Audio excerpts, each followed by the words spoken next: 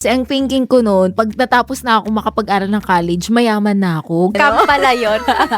Porket na nag-add yung income natin, ay, kaya ko natang bumili ng bahay. Ganon! Hindi ko natatrack yung expenses ko. Bili dito, bili ganyan, bili pagkain, add to cart, everything na gusto ko. Magulat ka na lang, hala, wala na pala akong pamasahe. So, hindi dapat pala agad bibili ng iPhone. Pag-isipan. Pag nangutang ka ng 1,000, ang marireceive mo lang 500, tas ang babayaran mo 1,500. Ganon siya kalupit. Hey everyone! Hello And everyone! welcome back! Kami na naman again and again. Ayan, welcome back to our YouTube channel. I am Kath. And I am Aika, and today, another topic na naman tayo. At ito ay mas Oo. makaka-relate lahat ng mga teens at Oh. mga young adults. Yeah, at mabigat to. Mabigat na usapan to. Dahil Kasi, may pagkakamaling mapag-uusapan dito. kasi kung pagkakamali lang din, Expert kami dyan. marami tayo niyan. Charot. Alright, Go. so ano ba yung topic natin today, Kat? Ayan, so, isa-share namin sa inyo yung some of the money mistake in our early 20s. Oo, yun. Kumbaga, Money grabe. mistake. Yung mga nagawa natin nung bago-bago pa lang tayo sa Oo, industry. Kasi syempre na-excite kami, bagong pera. Kumbaga, Oo. first time natin sumahod. Hindi, at saka kasi ang thinking ko noon, pag natapos na ako makapag-aral ng college, mayaman na ako. Ganon. Lahat Ganon talaga yung ganun point eh. of view ko dati na pag nakahawak na ako ng pera, milyonaryo na ako. Oo, pero ganon. scam pala yun. Hindi pala ganun. Parang lalo tayo naghirap. Kapag nung kumikita na tayo ng sarili nating pera. Oo, kaya pala 'di ba, totoo yung sa nabasa kong libro na parang kung gusto mo daw malaman yung totoong ugali ng isang tao, pahawakin mo ng pera.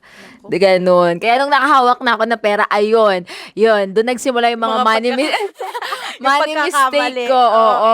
So ikaw, ano ba una mo? Ano yung money mistake na nagawa mo nung early 20s ka? Syempre, Kailan ka nag-start mag-work? Anong edad? 21? 21. 22. Oo, kasi working student ako. Oo, parang ako din mga ganyan, 20, Oo, 21. Yun. Pero yung talagang real sahod talaga. Kasi yun pang part-time. Part-time, oo. And mostly lahat na expenses ko sa family kasi talaga. Oo. Pero nung, yun na, alam mo yun, yung parang may extra Pero na. nakahawak ka na ng pera noon. Oo, mga 20. Oh, so yun. Pero- 'Di ba 20 nakahawak ka Yun na ng nga. pera. So, doon sa part na yun, nung medyo nakaluwag-luwag, doon ka maraming space of mistake na talaga eh. Kapag kaluwag-luwag ka. Kasi parang na-excite ka. Oo. And number one doon, hindi ko natatrack yung expenses ko. Oh.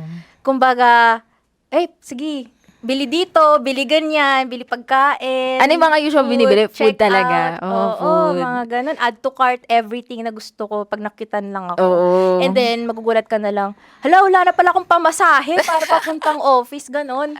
Ikaw ba yung tipo ng tao din na pagka-add to cart, check out agad, ganun, Oo, kahit hindi. wala pang pambayad, ganun? Correct. Kumbaga, hindi na talaga iniisip. Kumbaga, parang, sige, kaya naman ito. May pera naman ako. Oo. Ganun. Pero hindi pala natatrack. Kumbaga, Mm-mm. very important talaga na natatrack mo siya kasi makikita mo kung tama. ano yung mga pinagagastusan mo na nag-over ba. For Yes, example, totoo yan. madami ka na palang nabili in terms of luho. Ganun. Nakakalimutan mo na meron ka palang other expenses. So, ibig sabihin, nasa-sacrifice yun. Instead na kumain ka, di ka na, mag-iitlog ka na lang. Kasi wala lang natira, gawa ng bili ka ng bili. Oo, mag-adjust ka na lang no, pag malapit Oo. na yung quincenas. Tinatawag nating pecha de peligro. Yes, oo. Ganun. Kumbaga, sumasarap yung mga cup noodles kapag ganun eh. Ako din ganyan. Yun nga, isa sa money mistake ko nung yun, early 20s ako. Kasi nga, akala ko nga talaga, mayaman na ako pag nakahawak na ako ng pera. So, number one mistake ko talaga, spending to impress. Ay, nako. Yun, di ba? As magandang person, kailangan talaga grabe. magpa-impress. Hindi. So, ano yung mga binibili mo to impress? Dati, mahilig ako sa sa damit. Dati. Oo, yung tipong ang dami ko ng damit, pero wala pa rin akong damit. Parang ganon. Damit pero wala kang damit? Oo, parang ganon. So, ibig Kaya sabihin, bili ako parang na- pag nagamit mo na siya, ayaw mo na siyang gamitin ulit. Hindi, parang pag may nakita akong maganda, ganyan, ay bili ganun. Dati kasi ang alam kong brand yung sa ukay-ukay, ganyan. Ganyan, mura-mura pa yun, di ba? Pero maramihan din ako kung bumili. Ganun. That's why, so parang, nauubos yung pera mo because of that. Oo, yun. Spending to impress, tapos, Spending to impress. oo, yeah. Oo, basta ganon. ganun, oo. Kasi isa din doon, lifestyle inflation. Kumbaga, kapag sumahod ka before, tapos, syempre, early 20s, gusto natin dumadami, kunyari, dumadami yung income natin, nag-sideline tayo. So, parang, porket na nag-add yung income natin, parang, ay, mas kaya ko natang bumili ng bahay. Ganon. Kaya ko Buy na bumili agad. ng kotse, ganon. Oo. Pero, hindi nila nakikita na marami pa palang external factors aside from that. And also, yung iba, parang, gusto na agad ng new gadget. Kunyari, meron ng Oo. latest iPhone 19, ganyan. Oo. Bibili na agad nila kahit na okay pa yung phone. Kumbaga, dapat tinitignan din kung ano yung working pa. Kung working pa naman, ibig sabihin, meron pang possible na pwedeng paglaanan yung pera mo aside Oo. from that. So, hindi dapat pala agad bibili ng iPhone. So, pag-isipan. Kung kaya naman siya, di ba? Kung kaya naman siya, kung kaya why not? naman, Pero oo. kasi, tignan natin kung ano yung pwede pang magamit natin sa pera. Kasi right now, very important na marami kang alam kung paano mas kumita pa. Kaysa na puro ka luho, puro ka bili. Kasi ang ganda kung ang pera mo, nilalagay mo sa mga something na nag-grow. Oo, may economic benefit, Oo, and ngayon ko lang din diba? yun na-realize. So, dapat Oo. in the early 20s, parang ang priority agad is, how will I make my money grow? Ganon. Oo, kailangan Diba? ganun pala. Yan, dahil nabanggit mo yan, yung how will I make my money grow. Ayan, isa sa, pangalawa sa common, early 20s mistake ko ay, ayan, ang pangungutang. Ayan. Oo, pangungutang. Actually, kahit 'di ba, may mga pagkakataon din talaga na nagkakaroon tayo ng utang, 'di ba? Pero dati kasi malala. Alam mo yung nauso yung yung mga online loans. online app. Ayan, nako, diyan tayo na na yung Nadali. tipong nadali. Oo, grabe talaga. Kasi pag Ang laki pag kasi ng nangutang ka interest. diyan, pag nangutang ka ng kunwari 1,000, ang marireceive mo lang 500, tas ang babayaran mo 1,500. Ganon siya So, ibig kalupit. sabihin, para kang na-excite nung nakita mo kaya mo mag-loan ng ganitong klaseng amount. Oo, nung parang, nabigyan ako ng Pero, opportunity mag-loan nito. Sige nga, Oo. kaskasin So, i-grab natin. agad. Oo. Without planning kung paano mo siya babayaran. Oo, kasi nga ang naiisip ko noon kapag may gusto ako, pag wala akong pambili, uutang ako, ganon yung isip ko. Hindi pa ako noon, hindi pa ako rumaraket, hindi pa ako marunong mag-racket niya na ano pala, pwede palang mag-work ng isa pang job, ganyan, para sa mga luho, sa mga Correct. wants, ganon. So, So, yun yung mga dati kong oo. pagkakamali. Parang Ayan. na-realize ko dito kay Kath na, syempre ako din, umutang din ako before. Mm-mm. Guilty rin ako dyan. Until now. Charis. Pero kasi, tama yun, no? Kapag inoferan ka ng something na, yung mga, kunyari, quick loans, mga ganyan, di ba, sa mga Oo. bank. Hindi kasi nag-hype yun eh. Nag-hype yun ng Yes. mga, parang Easy yung tala. approval. Oo, yung mga tala, ganyan. Pero yung tala, legit naman ata Yes. yun. Oo. Pero, dapat, nag-endorse ka pa.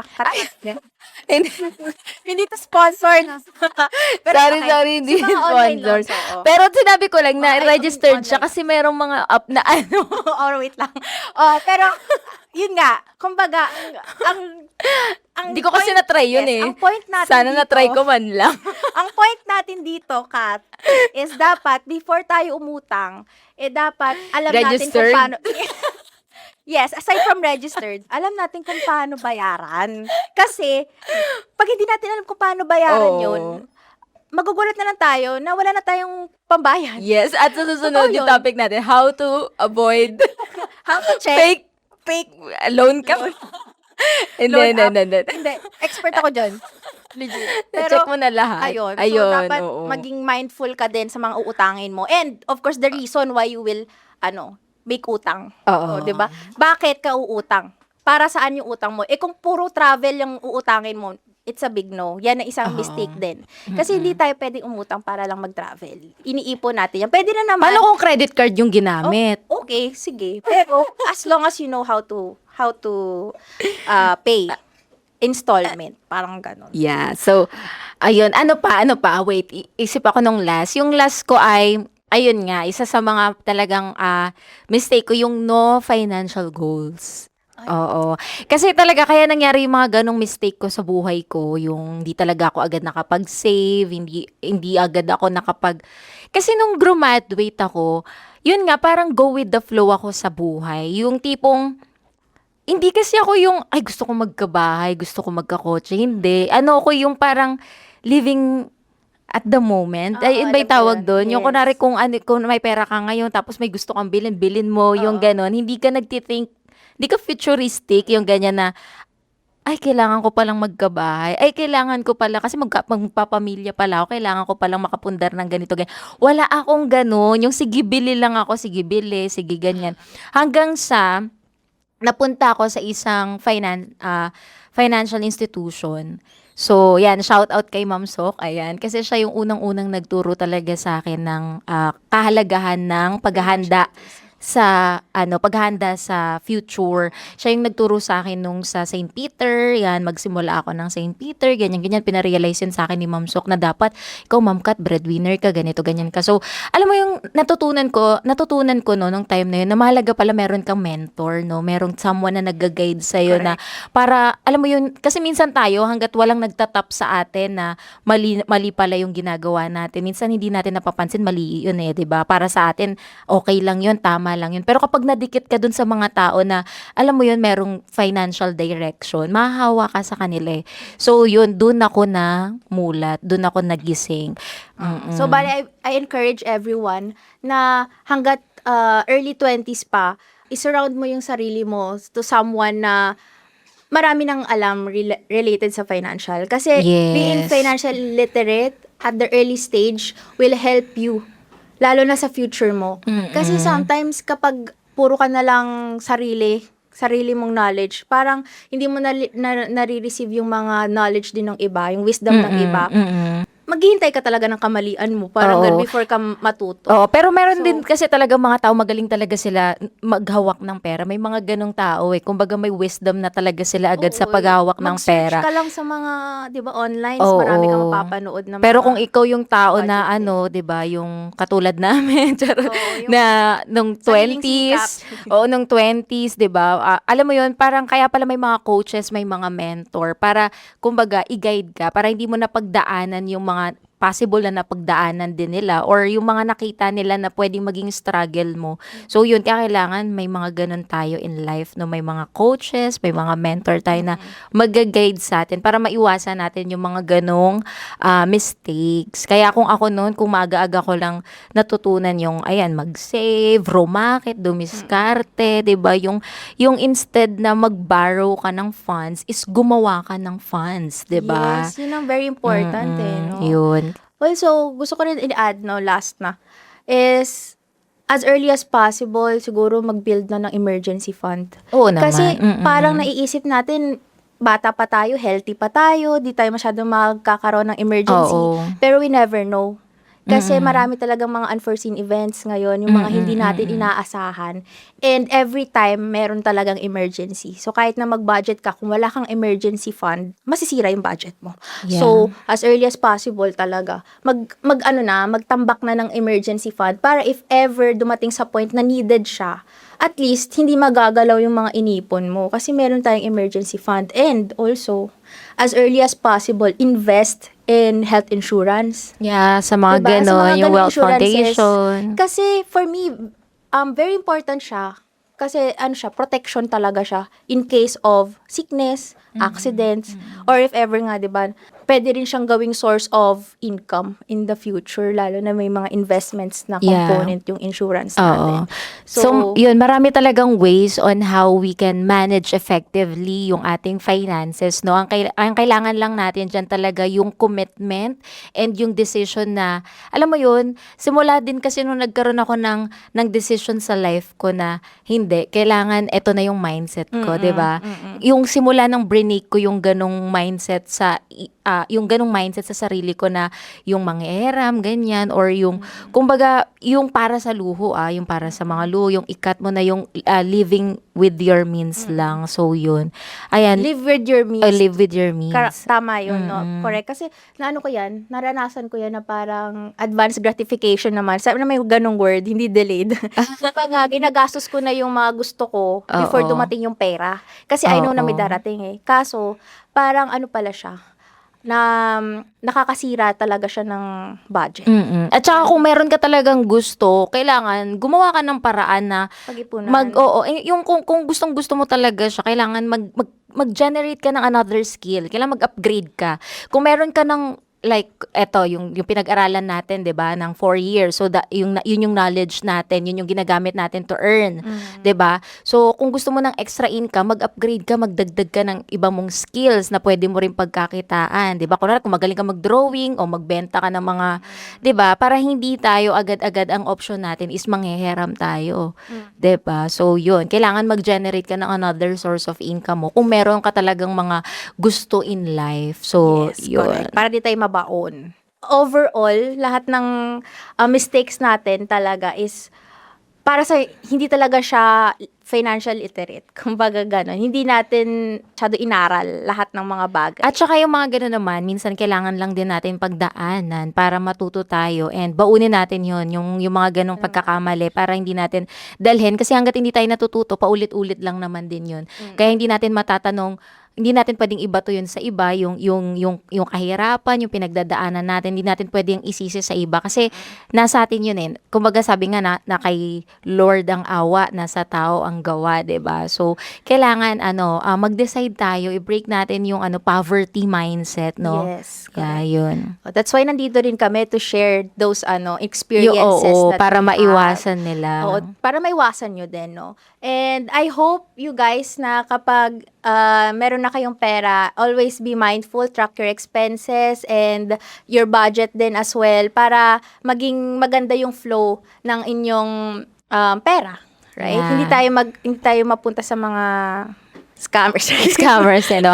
Yeah, ako naman, ang iiwan ko sa mga viewers natin, ako, isa sa mga nagustuhan ko talaga sa pagiging isang financial advisor is yung character development dito sa field na to. Kasi ikaw, bilang isang financial advisor, kailangan maging matuto ka rin mag-manage ng pera mo eh. Kasi paano mo ililid yung mga kliyente mo, di ba? If ikaw din mismo sa sarili mo, hindi mo kayang i-manage yung finances mo. So, as a financial advisor, guys, meron ding challenge to sa amin. And ako, kaya ako pinasok yung ganitong field kasi gusto kong i-challenge yung sarili ko na to walk the talk, 'di ba? So, yon. Kaya gusto ko talaga na ako personally alam ko kung paano i-handle yung finances ko. Kaya nga blessing din na naging isang financial advisor ako kasi nandun yung pressure na kailangan maging You matuto do ako sa good. budgeting, sa forecasting, Yes, yun sa din. financial planning kasi ito yung bagay na ituturo natin sa mga kliyente natin eh. That's So, why yun. very important talaga na nandito rin kami sa field to share din also yung wisdom. Hindi lang yung Yeah. mistake namin, no, experiences namin, but also kung paano rin nyo mas ma-manage yung pera nyo wisely. Yeah. So, yan for more tips, for more tips and then for more financial talk, follow nyo lang po ang ating YouTube channel and syempre yung aming Facebook, nandyan din yan sa description. Follow nyo din kami guys para naman makita nyo din yung mga post namin and mabahagi din namin sa inyo yung some part of our life bilang isang financial advisor. So again, I am Kat And I am Aika. and babush and see you sa susunod na vlog. Bye. Bye!